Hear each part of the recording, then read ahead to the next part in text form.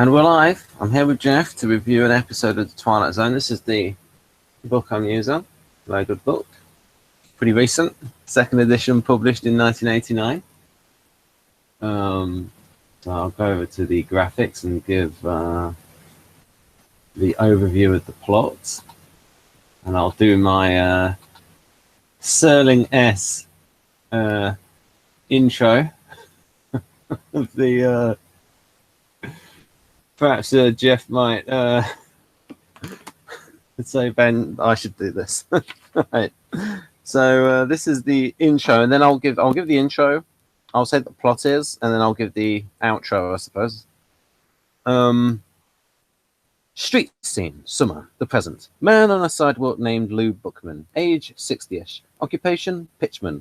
Lou Bookman, a fixture of the summer, a rather minor component of a hot July. A nondescript, commonplace little man whose life is a treadmill built out of sidewalks.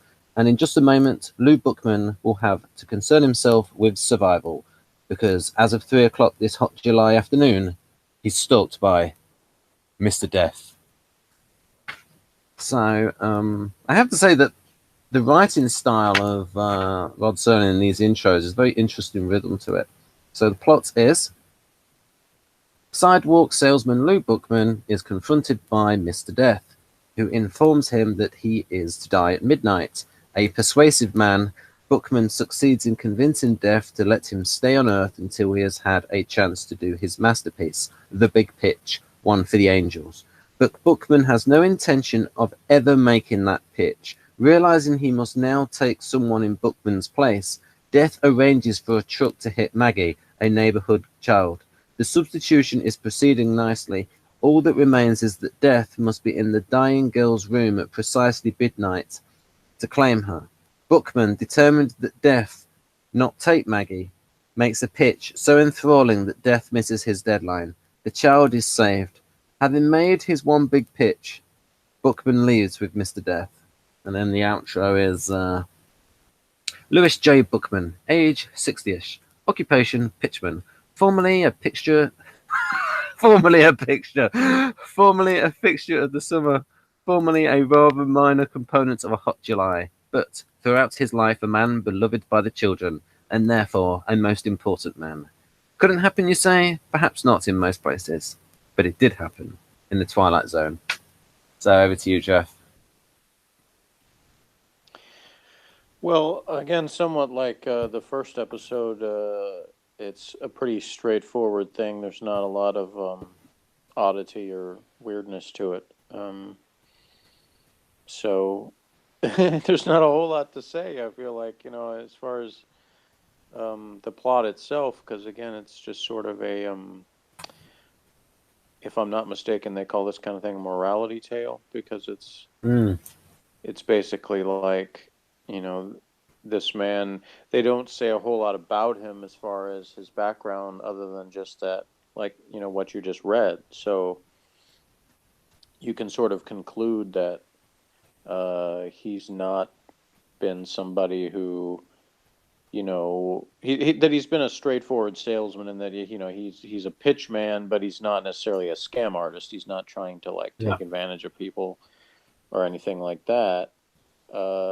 So the feeling is he's presented as a moral character, I guess you could say, and that obviously he doesn't want to die that night, but when presented with the the moral quandary of, well, either he is or this little girl is, then he makes a decision very quickly without even having to, consider it in any amount of time, that he doesn't want her to die more than he doesn't want himself to die. So he makes that choice to, and given that he's made an arrangement with the with Mr. Death, that he has to make this amazing sales pitch in order to die, then he decides to go ahead and do that before the Death can take the little girl. So, like you said, it's pretty straightforward. There's not a whole lot of nuance to it. It's just this is the choice he's presented with, and he makes that decision. So as far as the production, the quality is in the presentation, the acting, the believability of the characters, rather than in any kind of amazing story elements. So, and I think all that holds up. I know we talked about actors before that we knew from other things. I know I've seen Ed Wynn in other things, but I don't off the top of my head remember exactly what he's known for. Maybe your book would tell you that. I don't know, but certainly of the two main people we have, they both give believable performances, and even the little girl, is decent. Yeah, I wondered if she. I would say the one element that I would say is they could have chosen to have the girl be, a more like imaginative type, where she would have, played into more of the Invisible Man stuff. But as it is, she was, just sort of said, "Oh, it's a game," so she was probably a censor. Yeah. Yeah, but I love the way she said it. I thought that actually, I mean, just as it's, oh, it's a game. I just thought she played that well, and I wonder if she went on to do other things, because she seemed a pretty good actress. I like the line. Yeah, I was just gonna say I haven't researched any of the background of the actors for this or anything, so I don't know. Yeah, because it would be tricky because of like spoiling the episodes. But am I right in thinking? I think you were amused by the line when he said, "I don't want to go," and then Death said, "No, they never do." Yeah, there was a few things he said that were pretty amusing, just kind of the dry, matter-of-fact way that he said things. To me, I don't remember specifically exactly what lines that I chuckled at, but there were a few. And once you've read Please Understand Me Too by Kersey, you won't be able to escape it. Because I think this guy is such a clear example of ESFP and a sort of kindred spirit of Jeff, and sort of like that instinct of like doing the right thing, not really thinking about it like, okay, this is the right thing to do, this is the feeling I have, and the way he loves children. So do you think... Yeah, he could be. I would say that there's not enough information to be definitive when it comes to that, but there's certainly nothing that would contradict that in terms of nothing that says this guy can't be ESFP, but I don't think it's like rock solid, because like I said, they don't really give much background other than just he's been this pitchman for a long time and that children like him, No. But that's so I would say insufficient data. Yeah, but it's like make that conclusion. But it's like your default, the sort of default typing until you like get any contradictory evidence would be like. Yeah, I would say I've always said that when it comes to that the hardest to determine just by observing somebody for a few minutes really is introvert extrovert aspects. So he could be an ISFP also easily. Yeah. Because they don't really go into whether he's energized by people. I think as a salesman, you kind of figure, well, you lean more towards that just because you're going to spend a lot of time around people, but that doesn't necessarily mean you are, because you can. I would say there could be introverted people that can still be effective salesmen. And there's another side to Kersey temperament theory, folks, where you could say, even if it's not his type, the role he's playing is like that of the performer, the ESFP performer. Right. True. So that's a way of looking at it from a sort of sociological point of view of saying, okay, which role is he enacting? It's just that Kersey thought there was a relationship between someone's predisposition to play a certain social role and then the social role itself. And of course, I'd almost say though, as a salesman, that almost feels like he would be playing the role of promoter, even more than performer, because performer, you're kind of aiming. Your goal is to please the audience, get positive feedback from the audience. Whereas a promoter, it's more like there's a specific agenda, a specific thing you're trying to sell in some way. So I've seen. I would say a salesman, if you're going to say that there's Yeah. a default role, that promoter might be actually the one rather than performer. Yeah, but I think you're right there. It's just that with some people, though, it's almost as if they really enjoy doing it, and it's like more of an excuse to perform than right. to I'm sell. not saying that doesn't exist. I'm just saying if you're just being technical about the role itself. Yeah, you're right. Then, yeah, promoter. Yeah. So I would say probably. I obviously don't have any way to prove this scientifically or anything, but because we can't prove types anyway, although some have come close.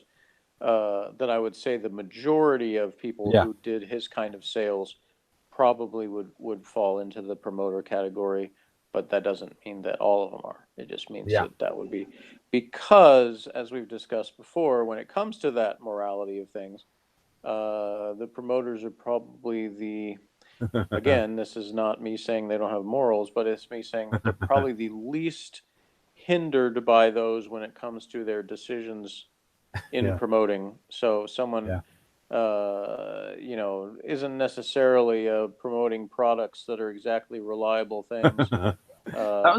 Or, they might be willing to go a little bit further in terms of what they say in their pitch than someone who is more held back by the morality of it.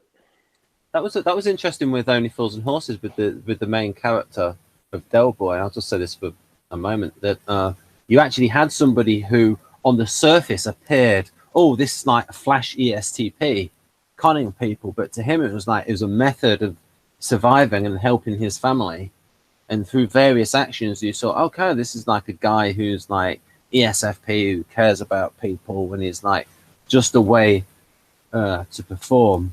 And that was just how he survived when he grew up. When his mother died, his father left, and he was left looking after his younger brother. But getting back to this, another example of SP is outwitting SJs with Mr. Death being a kind of ISTJ sort of character.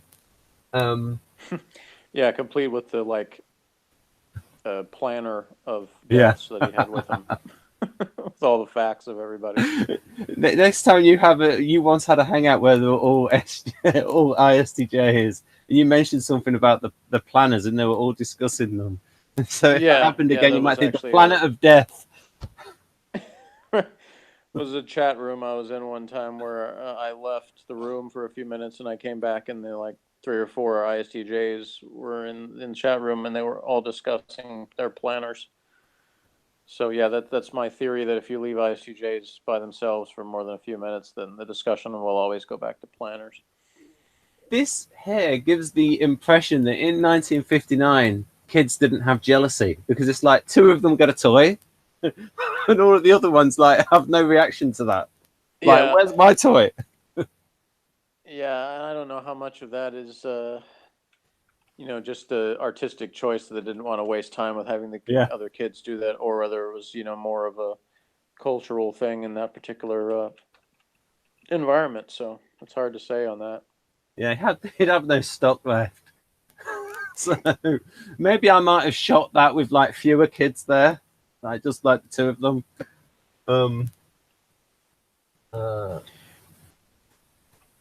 But what I was going to say from what you said earlier was that that all artisans are known for being adaptable, but they don't necessarily have the exact same motivations, like you said. So an ESFP salesman versus an ESTP salesman, there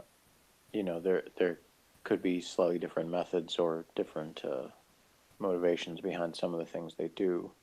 They could appear to other people to be the same. So I would think for the ESTP, it's about actually getting the sale, almost like conning someone, persuading someone. And maybe for the ESFP, that's important, but it's the means of doing it. They're getting the performance right. Yeah, I mean, I would say that in general, that's probably the case.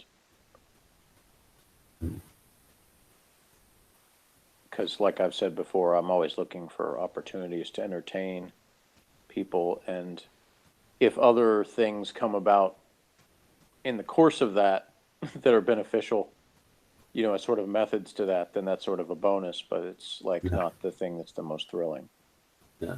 Always for an opportunity, even when doing something typically associated with an ISTJ, you'll do it in an ESFP way.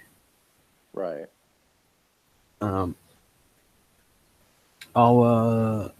so two good examples, folks, of ESFP and ESTP, as say politicians: Donald Trump, ESTP; Bill Clinton, ESFP.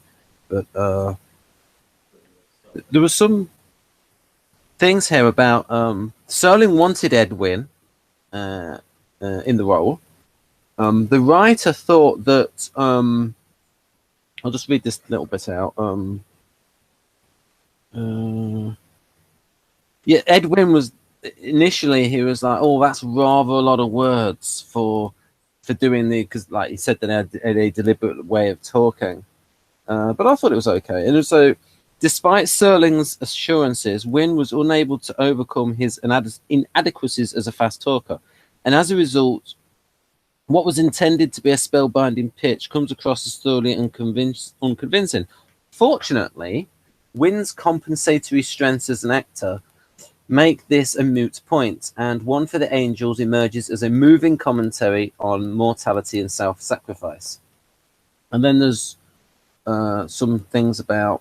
Do you want to say anything about that, Jeff, or I can move on to the next point? Well, yeah, I would say if there's one thing that it did come across as well. Is this really the great pitch? That it's more like just sort of a rehash, probably, of things that he's done before, but it was sort of out of desperation because at the time, the overriding factor is he's got to save this little girl. So, in lieu of having some kind of major thing that he knew, he just very quickly made the decision to just really go all out with the things he's always done. So that was like his best attempt at doing that.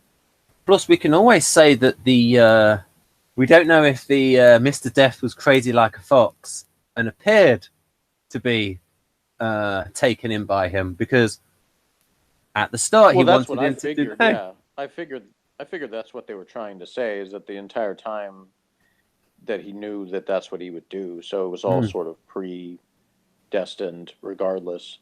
Yeah. And if you want to look at it as actually being in a quandary, you could say that it was sort of like the final test, because he does say that line where, is it up there? Like he basically asking Death, am I going to heaven? And he says yes. And so that might have been sort of like his test in order whether he was going to be approved for heaven, that whether he would sacrifice himself for this girl, that all that was set up to do that. You could very easily say that that was the point of it. And I like the fact that he wants to still sell stuff in heaven. So he enjoys it. And that's a very common, typical thing too. I think that people just sort of, the idea that, they'll retain their personality in the afterlife, it'll just be adapted to whatever the situation that they go into is. And obviously I think that's something else also that probably varies somewhat by type, is that there's probably, probably SJs are the most likely to think, well, still thinking about, the daily, like, logistical type things, even thinking about the afterlife of, what am I going to eat, or what am I going to, that sort of thing, as opposed to, intuitive types are probably more likely to think it's going, it would be this entirely different existence that doesn't bear much resemblance to human life the way we know it. So, I mean, probably a big gap there, variation. If people see EJ Arandi's new channel called God's Friend, the way he describes heaven, it's full of extreme sports. It's like ESTP heaven. It's amazing.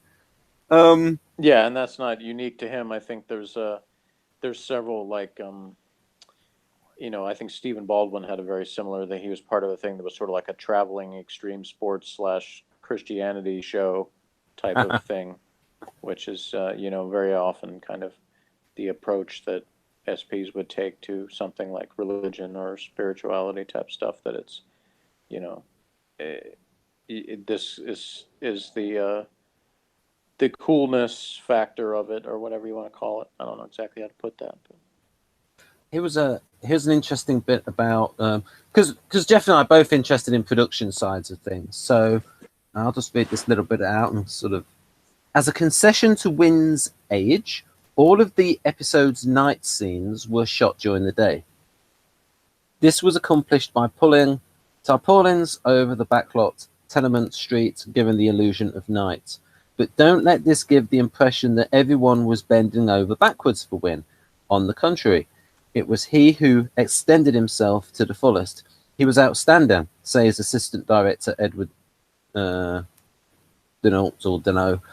He was very prompt, knew his lines. I remember his chair was very close to the camera at all times, so it was never, I'll be in my dressing room, or anything like that. You turned around when you were ready, and Ed was sitting right there. He was a real joy to work with, a real pleasure. So Cool. Jeff might have heard similar things because you're interested in old school like radio stuff and TV stuff, and maybe a difference in the culture of the performers. Well, I remembered after you closed down the recording last week that I never gave, or I guess it was 2 weeks ago, but that first episode a rating. So I want to say in retrospect that I scored that one a 6 out of 10, and I'll give this one a 7. So. Oh, that's okay. I'll write that down.